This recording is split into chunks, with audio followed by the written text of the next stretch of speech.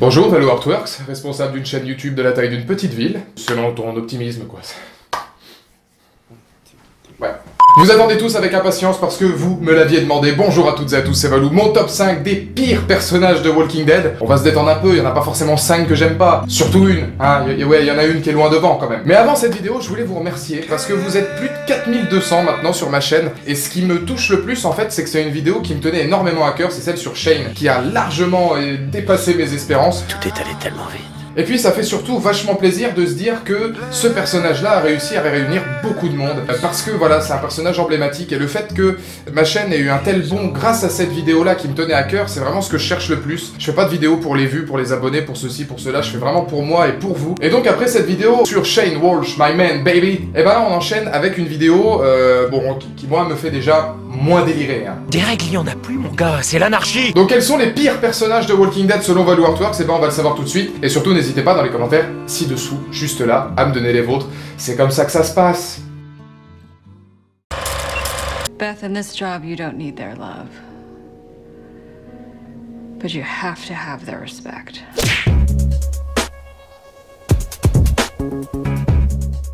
On va commencer avec un personnage qu'on n'a pas vu longtemps, mais Dawn était pour moi une énigme. Tantôt brutale, tantôt sympathique, pour pas dire clairement glauque, on en sait si peu sur elle que certains fans ont émis des théories comme quoi elle aurait connu Rick, shérif dans le même district de la ville, avant le début de l'apocalypse. Je pense que Dawn représente les faiblesses d'un axe entier, celui autour de l'hôpital. Difficile pour la série de passer après l'excellente utilisation des cannibales du terminus. La faute à des personnages, dont Dawn, qui attirent beaucoup moins l'intérêt du spectateur. Moins d'horreur, trop de débats, la saison 5 finit par en sonner creuse. On pourrait limite en faire une fausse bande-annonce. Au sein de la saison la plus bancale de la série, plongé au cœur du Grady Memorial Hospital, royaume de tous les plaisirs où vous rencontrerez Dawn et ses passions comme le vélo elliptique, les discussions constructives, les échanges d'humains et la mort la plus con de l'histoire. I get it now.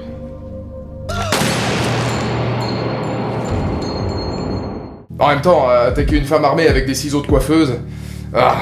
Non, un personnage si peu travaillé avec un tel temps d'antenne, c'est assez compliqué à gérer pour le spectateur. Hein. Allez, au suivant. What's your name? Bob.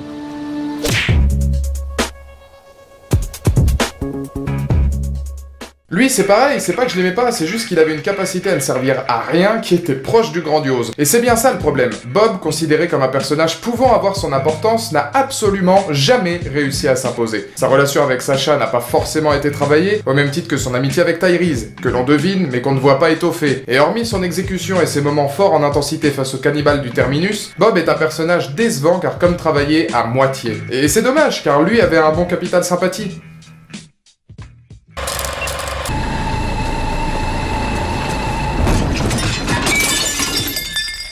What the hell are you doing? Nothing.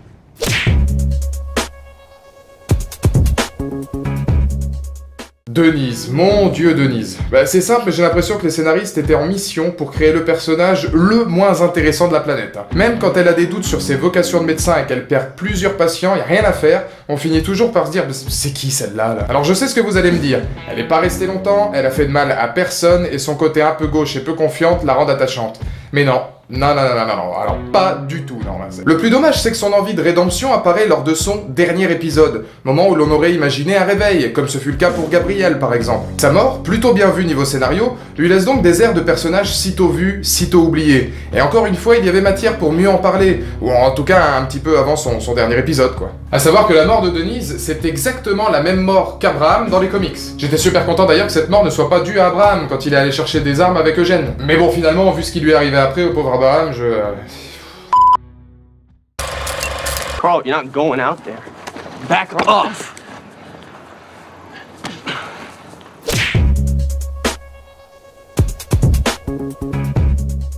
Bon là on arrive sur du lourd, Sam et Ron. Le premier passe une moitié de saison à bouffer des cookies dans son grenier et l'autre a planifié des vendettas contre Rick parce que Carl lui a piqué sa gonzesse quand même. Hein,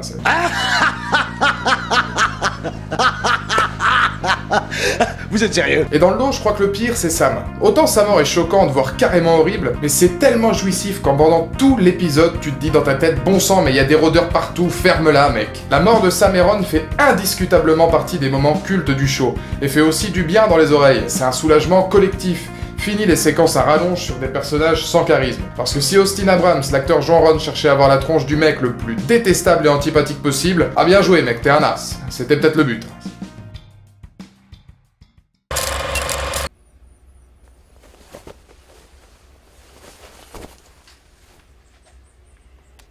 La positive attitude.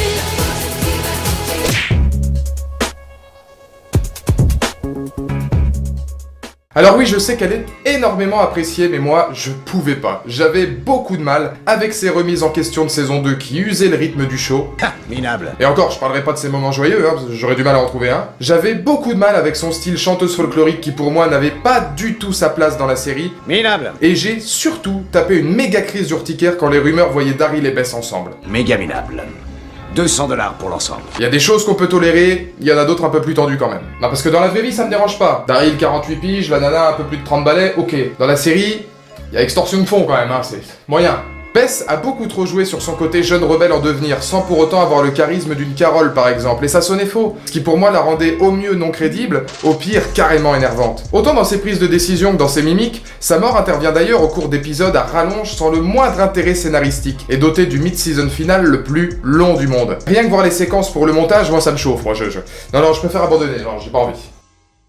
Donc voilà, c'est tout pour ce top 5 des pires personnages. Surtout, n'hésitez pas à me donner les vôtres. Et je pense qu'à mon avis, dans vos commentaires, il y aura beaucoup de Laurie. Pourquoi j'ai pas mis Laurie? Parce que c'est un personnage qui faisait avancer le récit. Et même si justement, c'est quand même à cause d'elle que notre bon Shane est mort.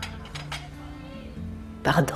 Elle avait une importance sur le scénario, contrairement aux 4 des 5 personnages que j'ai cités jusque maintenant. En tout cas, maintenant, c'est à vous de parler, c'est à vous de jouer, et n'hésitez pas, si vous voulez que je fasse d'autres vidéos sur certains personnages, comme j'avais fait sur Shane. J'hésite en ce moment à en faire une entre Merle et Rick, donc voilà, c'est à vous de juger. Le 50-50, l'appel à un ami. Hein? Ah oui, attends, j'arrive.